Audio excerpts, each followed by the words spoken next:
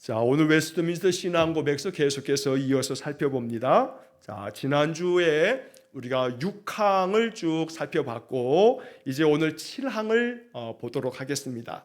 7항의 이야기하고 이제 그 다음에 8항까지를 하게 되면 이 8장의 내용이 이제 끝나게 되겠습니다. 자, 오늘 7항의 내용을 보시게 되면 이 7항의 이야기는 웨스트민스터 신앙 고백서에서 참 설명하기도 어렵고 이해하기도 어려운 그런 부분들이 있어요. 그 중에 하나가 이 7항의 내용이 그렇긴 해요. 제가 설명하기도 어렵고 여러분들 이해하기도 어려운 그런 부분일 수 있어요. 왜냐하면 이 7항은 우리가 예전에 이 8장을 하면서 2항을 할 때 인성과 신성에 대한 이야기, 예수님에게는 두 개의 본성이 있다. 성자 하나님이시기 때문에 그분 신성, 신이라 이 말이에요. 신, 하나님이라는 거죠. 그 신성이 있고, 그러나 그분이 육신을 입고 이 땅에 오셔서 사람이 되심으로 우리와 똑같은 인간으로 사셔서 그분에게는 인성, 우리 인간됨의 그 인성이 있으시다라고 하는 그 두 개의 본성에 대한 이야기를 두 번째 항목에서 살펴본 바가 있습니다. 자, 그거에 대한 반복일 수도 있겠지만 조금 내용은 다르지만 그러나 이 7항도 그런 두 본성에 대한 이야기를 하고 있기 때문에 이 신성과 인성에 대한 이야기는 사실은 우리가 이게 딱 이렇게 마음에 와 닿을 만큼의 그런 내용은 아니어서, 그러나 여러분 자꾸 뭐 어려운 얘기라도 또 듣고 자꾸 듣다 보면 여기서 이해가 안 됐는데 다른 데서 또 다른 이야기 속에서 이 얘기를 또 듣다 보면은 그때 그 얘기가 그 얘기구나 하고 이제 알아들을 때가 있어요. 그러니까 여러분 그냥 편한 마음으로 뭔 말인지 모르겠다 싶어도 그냥 듣다 보면 이게 이제 터득이 될 때가 있어요. 자, 제가 최대한도로 이제 쉽게 요 이야기들을 또 말씀을 드리겠습니다. 자, 7항의 내용을 보시게 되면 첫 번째 문장에 그리스도는 중보 사역에 있어서 두 가지 본성에 따라 행하시되 각각 그 본성에 고유한 것을 행하셨다. 이 첫 번째 문장입니다. 자, 그리스도는 이게 주어죠.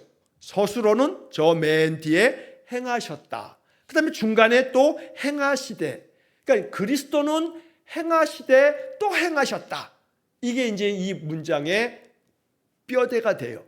언제나 우리가 이렇게 웨스트민스터 신앙 고백서뿐만 아니라 어떤 글을 읽더라도 주어가 뭐냐, 서술어가 뭐냐, 이게 가장 중요한 거예요. 그 중에서 이제 언제나 중요한 거는 동사가 중요해요. 서술어가 중요하단 말이에요. 자, 그래서 행하셨다. 누가? 그리스도께서. 자, 주님께서 행하셨다.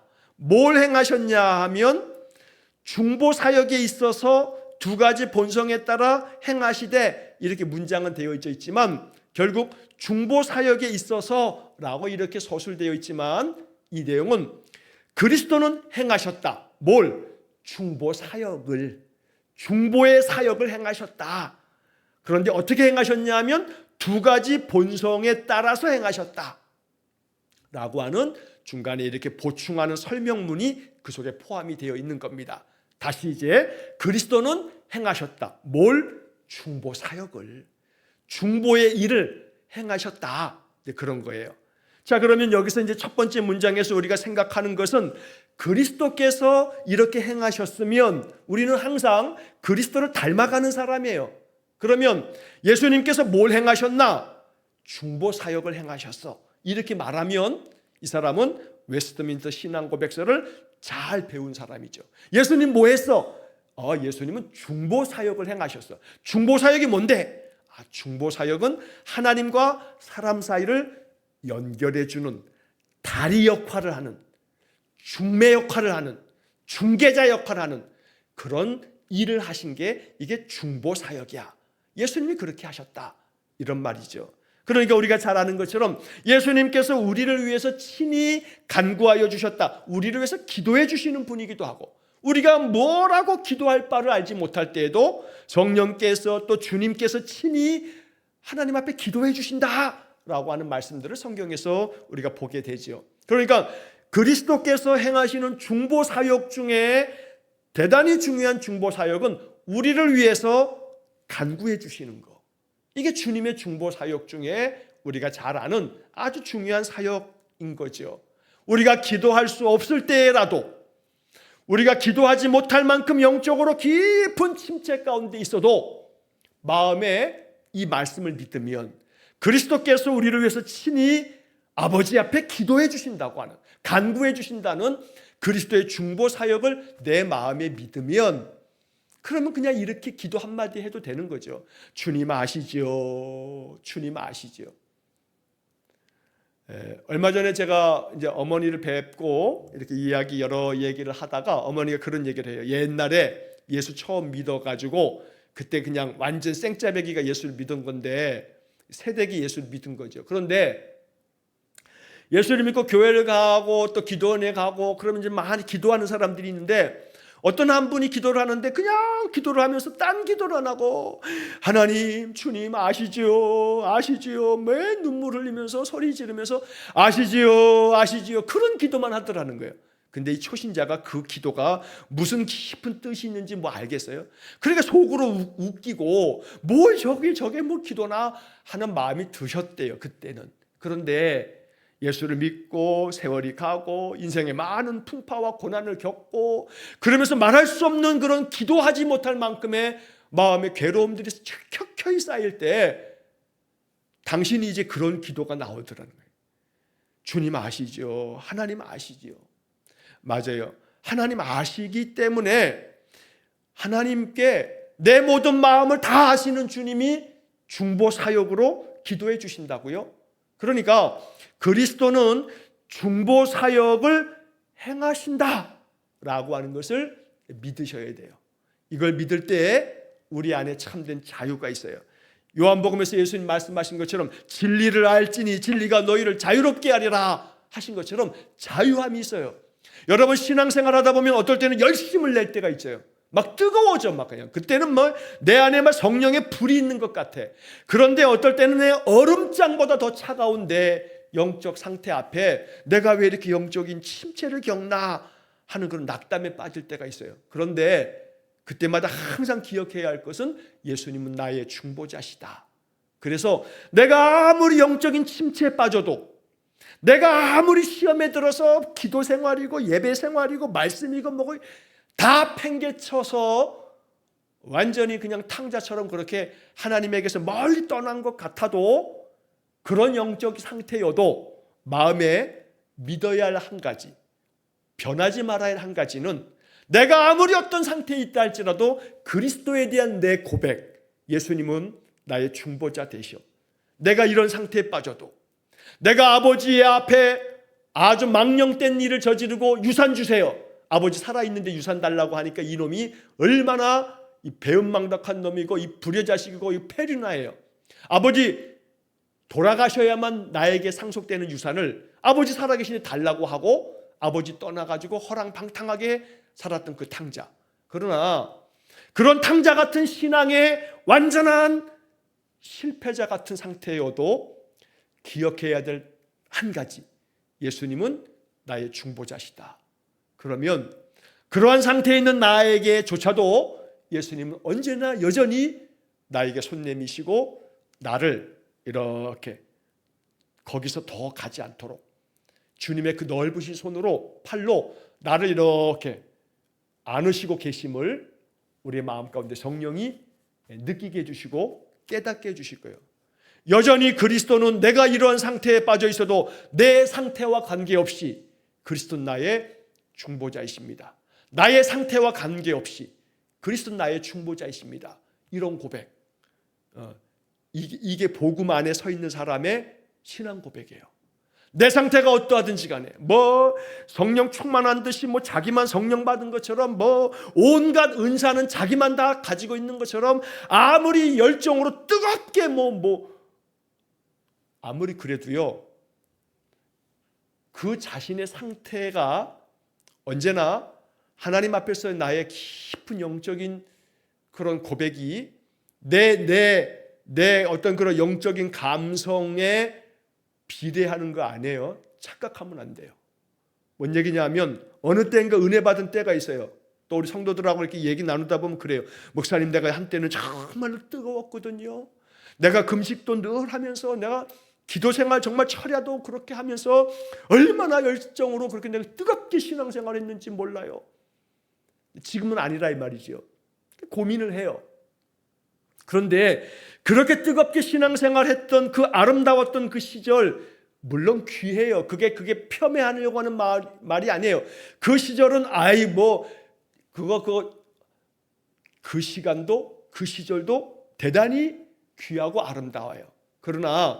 그런데 내가 지금 이 모양 이 꼴이에요. 내가 영적으로 이렇게 침체에 빠졌어요. 내가 이렇게 지금 깊은 영적인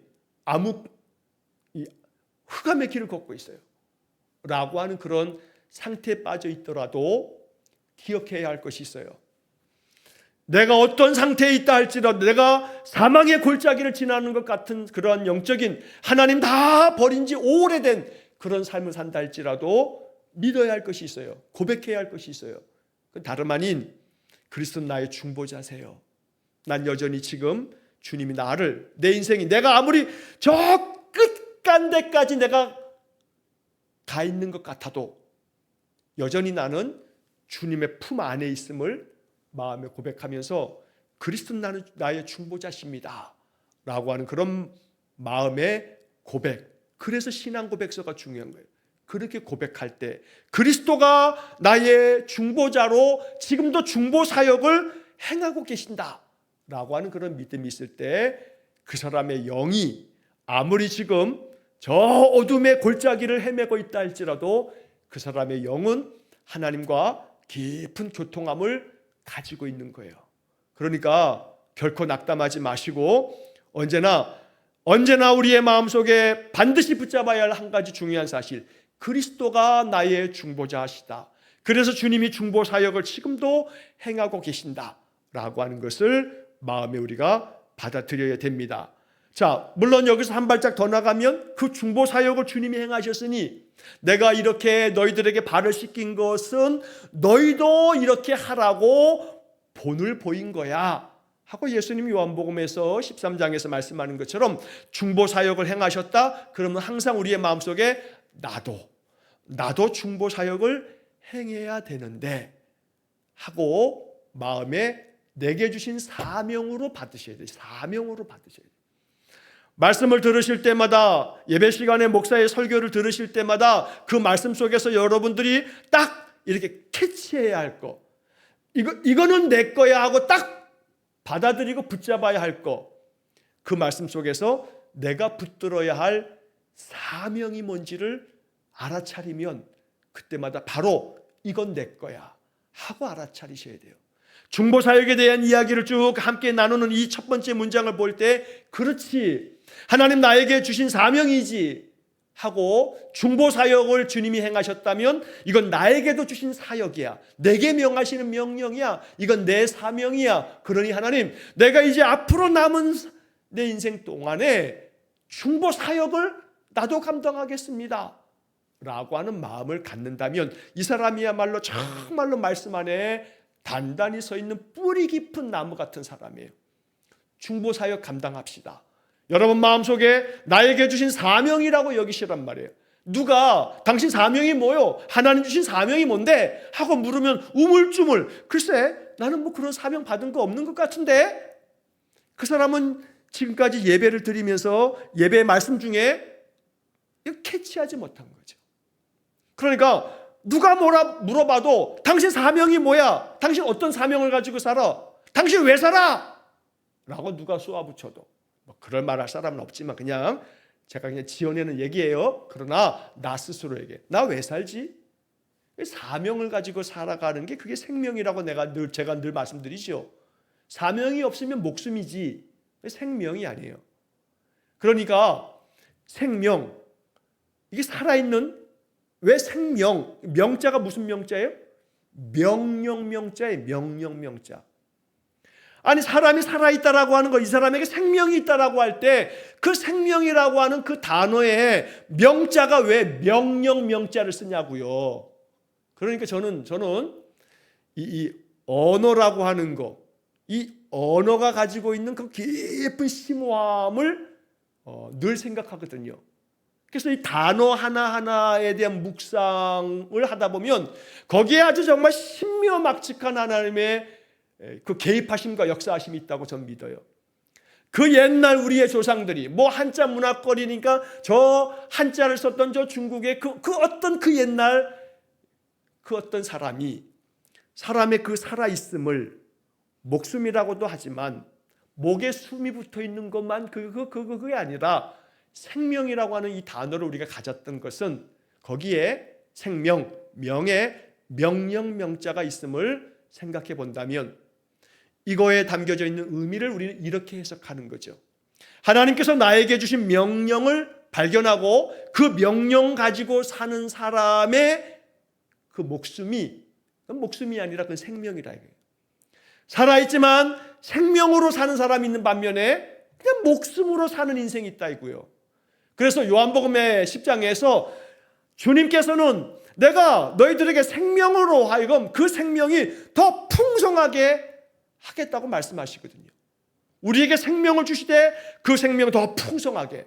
그러니까 그 생명은 다름 아닌 우리 안에 사명이 풍성하면 그 사람은 생명이 풍성한 사람이라 라고 저는 말씀을 그렇게 묵상하고 해석합니다.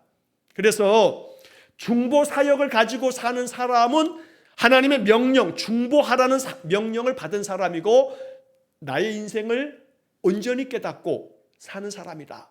그래서 누가 여러분에게 또 여러분 자신에게 또 주의 천사가 주님이 너 사명이 뭐냐 하고 물어도 당당하게 나는 예수님께서 행하셨던 중보 사역을 내가 배우고 내가 늘 중보 사역을 감당하려고 기도하고 힘쓰고 있습니다. 이렇게 고백하고 말할 수 있는 우리 신자가 되기를 원합니다. 그러면 중보 사역이 뭔가? 아까도 말씀드린 것처럼 다리 역할을 하는 거예요. 다리 역할. 하나님과 사람 사이의 다리 역할. 그래서 교회 신자들을 이렇게 보면서 저 사람이 요즘에 많이 힘든 일이 있지. 그럼 그 사람을 위해서 기도해 주는 거예요. 그 사람이 오늘 뭐 여러 가지로 힘들어 보이면 그러면 조용히 따로 그 사람이 연락해서 뭐 힘든 일 없어요? 아이고 지난주일에 얼굴이 또 많이 힘들어 보이던데 하면서 힘을 북돋아 주고 또 그런 말 할 거 없어. 밥 한번 먹읍시다 하면서 밥 한 그릇 사주면 마음에 힘이 나죠. 이처럼 사람에 대해서 이제 내가 저 사람을 위해서 기도해 주는 거 중요한 중보 사역이죠. 그래서 언제나 우리가 먼저 이 교회라고 하는 것은요 그런 영적인 훈련을 하라는 훈련소 같아요. 훈련소. 지난주일날 우리 예준이가 휴가 맞아서 와서 제가 예배 중에 너 한번 저 휴가 신고해보라 그랬더니 뭐 필성하면서 신고하는데 그 전에 제가 주일날도 말씀드렸듯이 예준아 너 앞으로 나와. 예준아라고 하는 이름을 부르자마자 상병 안예준 하고서 그 자리에서 관등성명이 바로 나온다고요. 훈련되어 있기 때문에 그래요. 2년도 안 됐어. 2년도. 이제 1년 막 지났어. 1년 막 지났어. 작년 9월에 갔거든요. 1년 막 지나서 이제 상병단은 아이에게 이 훈련이 되어져 있는 거예요. 그러니까 언제나 우리 안에 그러한 훈련이 되어져 있어서 늘 하나님 앞에 우리 주변에 무엇보다 교회 공동체는 그런 의미에서 영적인 훈련소다. 이 교회 안에서 훈련되어지는 거거든요. 그러면 어떤 훈련? 중보 사역에 대한 훈련. 그래서 교회 성도가 우리 교회 많지도 않아요. 딱 이제 누가 다 알아. 누가 빠져 있으면 누가 빠졌구나 하고 다 알아. 그런데 교회 안에 중보 사역을 잘 감당하는 분들이 몇 분들 계세요. 딱 보고 지난주일에 누가 안 보이네 그러면 그 사람한테 연락해서 무슨 일 때문에 왜 안 보이던데 하고 그 사람의 형편을 살피고 그 사람에게 어떤 일들이 있으면 그럼 목사한테 전화해 주시는 분들이 계세요. 그럼 제가 그 얘기를 전화를 받고 그러느냐고 그럼 제가 또 그분에게 다시 전화를 드려서 기도해 드려요. 목사님이 나한테는 왜 전화 안 하나 하고 그랬던 목사님은 나한테 전화도 안 한다. 그리고 상처받으면 아직은 어린아이의 신앙이야. 어린아이의 신앙. 그런데 좀 더 장성한 분의 신앙은 다른 사람을 살피다가 누가 안 보인다 그러면 그 사람을 살펴주고 그 사람 연락해보고 그 사람에게 이러이러한 아이고 이런 일이 있었구나. 그러면 내가 목사님한테 전화해서 목사님이 기도할 수 있도록 그렇게 내가 할게 하고 저한테 연락해줘요. 그럼 그 사람은 이제 좀 믿음이 큰 사람이죠. 그러니까 여러분 언제나 어느 때까지 어린아이적 신앙 가지고 있으면 안 돼요. 장성한 분량으로 자라야죠. 중보사역 감당해야 돼요. 내 신앙 내가 지키고 내 신앙은 더불어 내 주변 사람의 신앙까지 살펴줄 수 있는 그런 신자가 되어져 가는 것. 예수님의 중보사역을 배워가는 것. 우리 안에 그것이 필요하다는 거죠. 자, 그러므로 예수님의 중보사역은 이렇게 사람과 하나님 사이를 다리 놓고 더불어 사람과 사람 사이에 다리를 놓는, 언제나 다리 놓는 사람들, 끊겨져 있는 관계를 다리 놓는 사람들, 이 중보사역을 감당하는 사람들이라 이 말이에요. 피스메이커라고 사람들은 말하죠. 이 사람이 있으면 그 속에 평화가 있어. 근데 이 사람만 있으면 그 속에 싸움이 일어나. 그러면 분명해요. 누가 중보사역을 잘 감당하는 예수를 닮아가는 사람인지 말이죠. 피스메이커가 되셔야 돼요. 교회 안에 이 트러블 메이커가 이거 몇 사람 있으면요, 교회가 금방 영적으로 아주 계속 시험들 만한 일들이 벌어져요. 트러블 메이커가 있어요. 네, 트러블 메이커가. 그 사람이 어떤 일을 어떤 일이 이렇게 했어도 그냥 마음에 덮고 가면 돼. 그냥 품고 가면 돼. 아이고 저 사람이 저랬는데 A를 얘기했는데 그냥 Z까지 얘기해버려. 그냥 이 트러블 메이커가 교회마다 있어요. 그러면 그것 때문에 또 이제 그 사람이 그냥 그거 가지고 또 자기 얘기면 그냥 자기만 그냥 소화하면 되는데, 아이고 이랬다 저랬다, 그리고 또 그 사람이 또 너에 대해서도 뭐라고 하더라 그러면서 이제 막 전쟁을 만들어. 이 트러블 메이커가 아니라 워 메이커야. 워 전쟁을 만드는 사람. 그 전쟁이 일어나. 전쟁이. 물론 그것도 이 훈련소 안에서 그런 사람이 있어야 이게 또 훈련이 돼.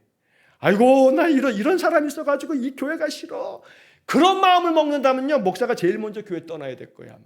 아이고 난 저런 인간 때문에 난 목회하기 싫어. 그러면 제일 먼저 교회 떠나고 싶은 사람이 누구냐면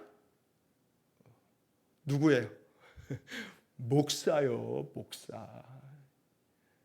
시험 들을 만한 일로 따지자면 목사만큼 시험 들 만한 일 많이 겪고 사는 사람 없어요. 물론 그렇다고 이 말을 또 오해하지 마세요. 아이고 우리 목사님 우리 교회에서 뭔 시험을 많이 받으셨길래 저러나 하지 마세요. 그렇다 이 말이에요. 왜? 트러블 메이커, 워 메이커가 교회 안에 많거든요. 그게 교회인 걸 알아야 돼요. 그게 교회인 걸. 그래서 저 사람이 저렇구나. 저 사람이 아직은 피스메이커까지는 가지 못했구나. 저 트러블 메이커 저거 어떻게 하면 좋을까 하고 미워하지 마시고 그 사람을 위해서 중보 사역을 감당하는 거예요. 기도하고 그 사람이 뭐라고 트러블 일으킬 만한 그런 말, 아이고 말투서부터 저 눈꼬라지 봐라, 저 표정부터 아주 그냥 주는 것 없이 미워 죽겠어 그냥. 그럴 때 마음에 아셔야 돼요. 하나님이 나를 저 사람을 통해서 훈련시키시는구나. 저 사람을 나를 훈련시키는 도구로 지금 삼으시고 계시는구나. 그런 도구가 있어야 훈련되는 거예요. 그런 도구가 있을 때 강해지는 거예요. 여러분 헬스클럽 가보세요. 헬스클럽 가면 많은 도구가 있어요. 많은 그 돌덩이가 쇳덩어리들을 갖다가 종류별로 이렇게 만들어놔요. 근데 강한 사람이면 강한 사람일수록 더 무거운 쇳덩어리를 들지요. 초보는 조그만 쇳덩어리 들면서 아이고 힘들다 그래요. 근데 훈련된 사람은 이따만한 몇십 킬로 이상을 갖다가 걸어놓고서 그 훈련한다고요. 강한 사람은 더 단단하고 더 무거운 것도 계속해서 훈련하는 거예요. 그러니 그러한 교회 안에서의 훈련이 되어지면 저 사람이 미워 죽겠네가 아니라 저 사람이 나를 중보 사역으로 나를 훈련시키는, 중보의 사명 감당하게 하도록 하시는 하나님이 나에게 보낸 사람이구나 하고 여기면서 그 사람을 아껴주고 기도해주고 위해주고 그럴 수 있는, 그러다 보면 한때는 힘들었지만 그 사람의 영혼이 얼마나 사랑스러운지 이렇게 되어지면 그 사람은 영성이 깊은 사람이다. 방언 안 해도 돼요. 입신? 아니 다 필요 없어. 그따구 다 필요 없어. 그렇게 사람을 용납하고 용서하고 사랑하고 아껴줄 수 있는 마음이 깊은 마음에서부터 우러나오면 그 사람의 은사가 최고요. 다른 은사 다 필요 없다. 내가 제일 큰 은사를 가르칠 텐데 하면서 넘어가면서 얘기하는 게 고린도전서 13장이거든요. 가장 큰 은사는 사랑의 은사예요. 그 사랑의 은사를 감당하도록 중보의 사명을 우리에게 주신단 말이에요. 예수님 그걸 행하셨어요. 자, 이것이 이 7항의 가장 중요한 내용이에요. 그 다음에 것들은 이건 교리적으로 주변부의 얘기예요. 두 가지 본성에 따라 행하셨다. 신성과 인성을 말하는 거예요. 근데 각각 그 본성에 고유한 것을 행하셨다. 이게 좀 어려운 표현인데 이거 그냥 이렇게 이해를 하시면 되겠어요. 각각 그 본성에 고유한 것을 행하셨다. 그러면 인성과 신성은 각각의 본성은 고유한 것이 있다는 거죠. 그 고유한 것을 가지고 예수님께서 뭘 행하신 거냐면 중보 사역을 행하셨다 이 말이에요. 그러니까 예수님의 인성도 예수님의 신성도 이 모든 두 가지의 본성은 뭘 하는 데 있어서 중보 사역을 하는 데 있어서 이 두 가지 본성이 각각 고유한 모습으로 그 본성의 특성에 따라 중보 사역을 감당하셨다. 그런 말이에요. 예를 들면 이런 거예요. 쉽게 예를 들면 인성이 있어요. 인성은 말 그대로 사람이에요. 사람. 그 사람으로 이 땅에 오셨기 때문에 예수님이 그 인성을 가지신 사람이신 예수님이 중보 사역을 행하실 때 어떻게 하시냐면 배고픈 사람을 그냥 둘 수가 없어요. 예수님도 배가 고프신 적이 있거든요. 시장하신 적이 있어요. 그래서 무화과 나무 옆에 가면서 저거 먹을 열매가 있나 하고 갔는데 시장에서 갔는데 먹을 게 없다고 그 열매를 저주하시면서 그러면서 거기서 주는 영적 메시지가 있는데 뭐냐면 예수님이 시장하신지라 배고프다 이 말이에요. 배고픈 자의 마음을 알아요. 오병이어 칠병이어 기적을 만드시죠. 예수님은 사람으로 오셨기 때문에 눈물을 흘리셔요. 나인성 과부가 그 독자가 죽어서 나오는 상여를 보면서 그 과부의 그 통곡하는 눈물을 보시고 예수님의 그 인성을 가지신 예수님이 그 상여를 세우고 그 죽은 아이를 살려냈잖아요. 죽은 나사로의 무덤 앞에서 예수님이 눈물을 흘리셨다고 성경은 기록되어 있어요. 예수님이 인간으로 오셨기 때문에 배도 고프시고요. 또 너무나 고단하셔서 그냥 아주 그 거센 폭풍 후의 물결들이 배 안에 가득 차도 제자들이 우리가 죽게 된 것을 돌아보시지 않습니까? 하고 예수님을 깨워야 할 정도로 깊이 고나게 잠드시는 그 예수님의 피곤한 육신은 인성을 가지신 인간으로 오신 예수님의 모습이죠. 근데 그게 우리에게 위로가 돼요. 위로가 돼. 예수님이 눈물 흘려주시는데 예수님이 눈물을 흘려주시고 더 나아가서는 죽어주신단 말이에요. 죄의 삭은 사망이기 때문에 죽어야만 끝나는 거예요. 근데 그 죽음 앞에서 예수님이 대신 죄가 없으신 주님이 대신 죽어주신다 이 말이에요. 사람이니까 죽는 거죠. 신이 죽어요? 신에게 죽음이 있어요? 신에게 피 흘림이 있어요? 아니요. 신성은 피 흘림이 없어요. 인성이기 때문에 피 흘림도 있고 죽음도 있고 배고픔도 있고 고단하여 깊은 잠에 빠지는 것도 있고 눈물도 흘리는 거예요. 인성을 가지신 사람이 되신 예수님이 보여주신 우리를 향한 사랑의 모습이란 말이죠. 중보의 모습이에요. 이것이 인성이 가지고 있는 그 인성의 고유함을 가지고 이렇게 행하셨다 이 말이에요. 그럼 신성은 예수님께서 그래요.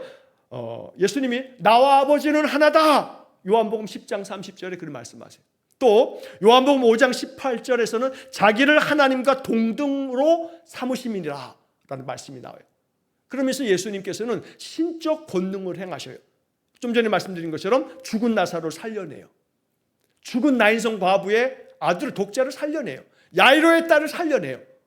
예수님께서 죽은 자를 이렇게 3명이나 살려내셔요. 이건 사람이 하는 일이 아니에요.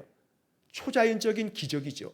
이거는 신성을 가지신, 생명의 주권자이신, 생명의 주인이신 하나님이 행하시는 일이거든요. 너의 죄 사함을 받았느니라. 마가복음 2장에 중풍병자를 고치실 때, 그러다 보니까 막 난리가 났죠. 저 사람이 뭐길래 이 죄 사한다고 뭐 떠들어대냐, 이건 신성모독이다. 하지만 나에게 죄 사함의 권세가 있다는 것을 알게 하려고 그런다고 예수님 말씀해 주세요. 죄 사함의 권세는 하나님에게만 있어요. 인간이 아니에요. 하나님, 신성. 그래서 예수님의 신성과 예수님의 인성이 예수님의 사역 가운데, 그 예수님의 인격 안에, 그 다음 문장에 어려운 표현이지만, 그러나 인격의 통일성으로 인하여 한 본성에 고유한 것이라도 성경에 의하면 때로는 다른 본성에 속한 것으로 나타나고 있다. 두 번째 문장이 이게 아주 참 문장이 왜 이렇게 이런 문장을 만들어 놨는지 모르겠어요. 참 까다롭고 어렵고 얘기하기도 참 불편한 그런 문장이에요. 그러나 쉽게 이해를 그냥 우리 하자고요. 인격의 통일성, 예수님 안에 그러한 신성과 인성이 예수님 안에 다 그대로 담겨 있다는 거죠. 그래서 예수님 안에 있는 그 한 본성에 고유한 것이라도, 즉 인성이라면 인성이, 예수님 안에 있는 그 하나의 본성인 그 고유한 그 인성이 성경에 의하면 때로는 다른 본성에 속한 것으로 나타나고 있다. 예수님이 인성을 가지시고 사람으로 오셔서 피곤하셔서 깊이 잠들어 계신 그 주님이신데, 그렇게 지극히 고단하여 쓰러져 계시는 주님이신데, 제자들이 그렇게 깨우니까 깨어나셔서 하시는 말씀이 고요하라 잠잠하라 한마디 했더니 얘네들이 그냥 고요하고 잠잠해져. 그러면 그 한 분, 그 인격 한 분 예수님 안에 그 인성을 가지신 예수님의 고단하여 깊이 배물이 가득해도 모를 만큼 주무시는 그 예수님이 그 순간 고요하라 잠잠하라 하고 선포하실 때 모든 자연 만물이 예수님의 그 말씀에 순종하는, 모든 자연이 예수님 앞에 그 명령에 순종하는, 이건 오직 예수님의 신성을 드러냄인데, 고단한 육신의 몸을 가지고 있는 예수님을 흔들어 깨운 그 예수님의 몸이, 인성이 그 안에 뭘 드러내고 있냐면 고요하라 잠잠하라 하시면서 하나님의 살아 역사하셔서 자연 만물을 다스리시는 이 온 세상의 창조자 하나님의 권능을 나타내 보여주고 있다고요. 그러니까 한 본성이 다른 본성을 나타내주고 있는 그런 장면이다 이 말이죠. 그렇게 여러분들이 이 이야기를 이해하신다면, 그러면 예수님의 복음서의 이야기를 보면 그러한 장면들이 너무너무 많은 거예요. 제가 몇 가지만 이렇게 설명을 드립니다만, 결국 예수님은 그래서 교회가 정한 대단히 위대한 신앙 고백, 예수 그리스도는 참 하나님이시며 참 인간이시다 라고 하는 이러한 신앙 고백이 만들어지게 된 겁니다.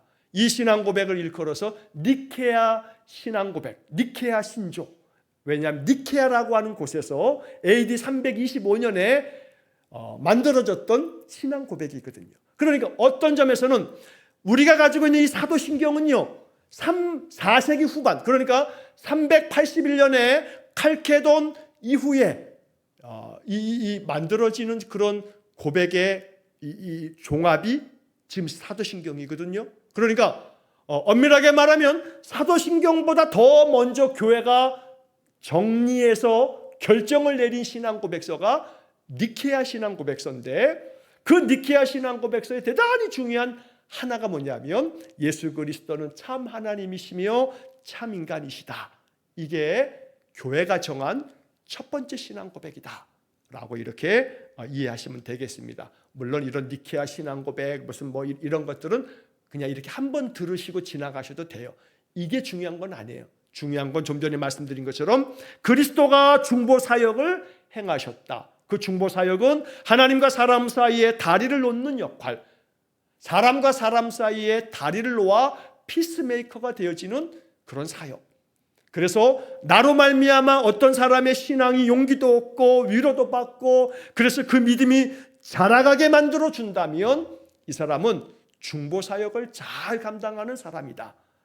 그렇게 우리가 사명을 감당할 때 주님께서 너는 나를 참 많이 잘 닮아왔다 하시면서 칭찬하실 줄로 믿습니다. 그러므로 우리가 이 중보사역이 나에게 주시는 사명이라 여기면서 당신 사명이 뭐냐라고 누가 물어도 나는 중보의 사명을 받았다 하시면서 예수님이 감당하셨던 중보의 사역을 나도 감당하기 위해서 내가 사람들을 위해서도 늘 기도하고 교회를 위해서도 힘써 기도하고 이 세상, 이 나라가 돌아가는 모습을 볼 때마다 마음속에 기도하면서 그렇게 우리가 중보의 사역을 감당할 수 있기를 간절히 축원합니다. 자, 이래서 이 7항의 두 번째 문장에 그러나 뒤에 있는 것들은 여러분 그렇게 말씀드린 것처럼 이해를 하시면서 주님의 그 중보 사역, 예수님의 그 신성과 인성 안에 담겨있는 귀한 사역이 우리 안에서도 아름답게 펼쳐지기를 주의 이름으로 간절히 축원합니다.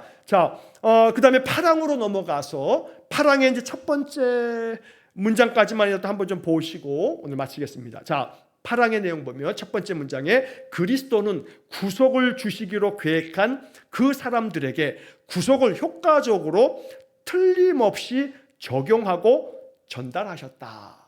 자, 이 첫 번째 문장입니다. 자, 그러면 여기서도 마찬가지로 주어는 그리스도는, 그 다음에 서술어는 적용하셨고 전달하셨다. 그럼 목적어가 뭐냐면 구속이라고 번역되어 있습니다만 구원의 은혜를 이렇게 이해해도 좋겠어요. 하나님의 그 구원하심의 은혜, 구원이라고 함이 은혜니까 값없이 주신 선물이니까 그 은혜를 항상 나의 삶 속에 누구냐면 계획한 그 사람들에게, 주시기로 계획한 사람들에게 이 구원의 은혜, 그 구속의 은혜를 우리에게 적용해 주시고 전달해 주셨다. 이러한 이야기예요. 자, 이 첫 번째 문장을 좀 우리가 뜯어서 좀 살펴보면 그리스도는 구속을 주시기로 계획한 그 사람들에게, 그러니까 하나님께서 계획을 하셨어요. 뭘 주시기로 하냐면 구원을 주시기로, 구속의 은혜를 주시기로 계획한 사람들에게, 그래서 그 구속을 아주 틀림없이 매우 효과적으로 그들에게 전달해 주신다고요. 이게 그 중보자이신 그리스도를 설명해 주는 내용이에요. 첫 번째 우리가 여기서 걸려 넘어가지 말아야 할 것은 칼빈이 얘기했다고 하는 예정론을, 그러면서 그 칼빈의 예정론은 하나님이 구원받을 자와 또 아니면 하나님 버리실 자를 예정하셨다라고 해서 칼빈의 예정론을 이중 예정, 두 가지로 이중으로 예정하셨다. 구원받을 자를 예정하셨고 버리셔서 지옥 가게 할 사람을 하나님이 예정하셨다. 그래서 이 이중 예정을, 칼빈의 이중 예정을 잘못 이해하고 잘못 오해하게 되면, 그래서 나는 구원받을 자로 예정되었기 때문에 예수를 믿고 있는데 아무개는 버려질 것으로 예정되어서 저 사람은 지옥 가는 거야 라고 이렇게 예정론을 결정론으로 해석하면 안 돼요. 그러니까 태어날 때부터 이 사람은 천국 갈 사람, 태어났는데 넌 지옥 갈 놈이야, 넌 뭔 짓을 해도 나중에 넌 지옥 갈 거야 라고 결정해 놓으신 것은 아니라고요. 예정론을 결정론으로 오해하면 안 돼요. 그러니까 여기서 구속을 주기로 계획한 그 사람들은 모든 만민이에요. 하나님이 세상을 이처럼 사랑하사 독생자를 주셨으니 누구든지 그를 믿는 자들에게는 하나님의 자녀가 되어 영생을 얻는 복음을 주신 거예요. 하나님이 세상을 이처럼 사랑하사, 그 세상 안에는 지금 교회 울타리 안에 있는 사람만이 아니고 교회 바깥에, 아니 그 어떤 곳에 있든지 간에 그들에게 예수를 주셨어요. 누구든지 그를 믿는 자들은 하나님께서 구속을 주시기로 계획된 사람이에요. 그러면 누가 예수를 구주로 믿는가라고 하는 것까지도 다 결정해 놓으셨는가? 자꾸 결정론으로 빠지지 말라 이 말이에요. 하나님이 예정하신 것은 그리스도를 통해서 모든 자들을 구원하실 것을 예정해 놓으신 거예요. 에베소서 1장이 예정에 대한 중요한 말씀들을 가르치는 건데, 에베소서 1장을 천천히 읽어보시면 그리스도를 예정하신 거예요. 창세 전에. 그래서 제가 그러죠. 창세기 3장 15절을 뭐라 그랬어요 지난번에? 원복음. 여자의 후손이 너의 머리를 상하게 할 거다. 그 여자의 후손은 한 사람이 들어와 우리를 죄와 사망에서 구원하실 예수님을 창세기 그 3장에서 예정해 놓으신 거거든요. 그래서 에베소서 1장에 나오는 예정의 교리에 있어서 중요한 핵심은 그리스도를 통해서 모든 세상을 구원하시겠다는 것을 하나님이 예정해 놓으셨어요. 아담과 하와가 타락한 그 에덴 동산에서부터 그렇게 정해 놓으신 거예요. 인간이 타락하자 하나님이 여자의 후손으로 너의 머리를 상하게 할 거다. 이렇게 예정의 은혜가 시작이 됐다는 거죠. 그래서 다시 돌아오면 그리스도는 구속을 주시기로 계획한 그 사람들, 그 사람들은 교회 다니는 사람이 아니라 그걸 다 포함해서 세상 모든 사람들. 그래서 그 구속하기로 계획한 모든 사람들이, 그러니까 예수님 그러는 거예요. 청함을 받은 사람은 많대, 택함을 받은 사람은 적다. 잔치 자리에, 혼인 자리에, 그 왕의 그 결혼식에 다 초대를 했어요. 초대받은 사람, 청함받은 사람은 많아요. 그래 여기서 구속을 하기로 계획했다라고 하는 것은 예수 믿으면 너 다 하나님의 자녀가 되는 거야 하는 초대장을 받은 사람들이 많다는 거예요. 다 초대장을 받았어요. 그러나 택함을 받은 사람은 적다. 나더러 주여 주여 하는 사람 말고 진심으로 예수를 내 삶에서 정말로 인격적으로 만나면서 나의 구주 나의 하나님으로 고백하며 주님으로 인해서 내 인격이 변화되어 예수님 닮아가는 그런 사람들, 진실한 그리스도에게 속한 사람들, 영에 속한 사람들, 이러한 사람들에게 하나님의 역사하심이 있는데, 그런데 그러한 사람이 되어지도록 하나님 모든 사람들을 부르시는 거예요. 그래서 구속을 효과적으로 틀림없이 적용하고 전달하셨다.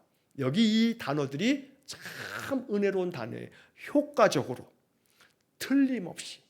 이건 제가 다음 주에 좀 더 보충해서 말씀을 드릴 텐데, 효과적으로 나에게 구속의 은혜를 주시려고 나에게 적용해 주시고 전달해 주시고 계세요. 저는 그래서 효과적으로 구원의 은혜를 적용하고 전달해 주셨기 때문에 저를 개척하게 만들었어요. 개척하여 제가 이렇게 이곳에서 개척하여 이 10수년 동안에 목회를 하는 것은 하나님이 저에게 주신 구속의 효과적인 은혜예요. 효과적인 은혜예요. 사실은 저는 개척 목사로서 아주 주도형으로 사람들을 개척 목사가 가져야 되는 이런 사람은 아니에요. 성질이 좀 그래요. 그런데 저를 개척하게 만들었어요. 개척할 목사 같지 않은 성질을 가지고 있는 사람이 개척 목사가 됐어요. 그런데 하나님이 제 성질을 아셔서 저로 하여금 구원의 은혜, 목회의 은혜를 마음껏 기쁨으로 감당할 수 있도록 가장 효과적으로 저를 여기에 만들어 놓으셔서 여기서 사역을 감당하게 하셨어요. 그래서 저는 얼마나 감사한지 몰라요. 이 효과적이라고 하는 말이 저는 너무너무 은혜가 돼요. 여러분 그렇게 믿음으로 고백하세요. 여러분의 신앙 여정 중에 일산광교에서 내가 신앙생활을 지금 하고 있음이 하나님이 효과적으로 나를 여기에 심으셨다라고 이렇게 바라보시면서 여기서 내가 어떤 훈련을 통해 그리스도를 닮아가는 장성한 분량에까지 이를까 하신다면, 우리는 하나님이 나의 인생 여정 중에, 우리 인생 여정 중에 내가 이 사람을 만나게 될지 어떻게 알았으며, 내가 여기에 살게 될 줄 어떻게 알았으며, 제가 옛날에 고등학교를 의정부 고등학교 다녔는데요. 그때 고등학교 친구들이 여기 원당에 살고 그때는 일산읍이었어. 여기 개발되기도 전에 제가 83년도, 4년도, 5년도에 고등학교 다녔으니까 그때 여기 친구들이 있어서 방학 때 친구들 놀러 여기 원당에도 와보고 일산에도 와본 적이 있어요. 그때는 논밭밖에 없었던 때예요. 그랬는데 제가 여기에서 교회의 목사가 되어 이렇게 한평생 목회를 할 줄은 몰랐어요. 그러나 하나님이 그렇게 효과적으로 구속의 은혜를 저로 하여금 누리도록 여기서 목회를 하도록 만들어 놓으셨어요. 그런 걸 보면 우리가 알지 못하는 인생 여정 중에 우리를 어디로 인도하시고 어떤 가운데서 어떤 경험을 하게 하시고 모든 것들은 다 약재료라. 약재료. 내 영을 살리고 나를 그리스도의 영성을 닮아가도록 만들어 주시는.